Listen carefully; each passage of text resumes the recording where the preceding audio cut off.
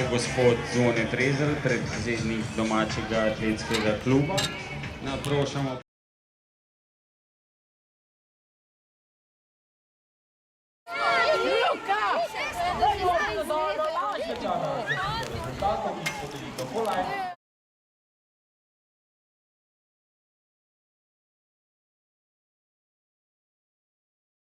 Tretje mesto Nika Engelman, osnovna šola Kašelj, rezultat 120 cm.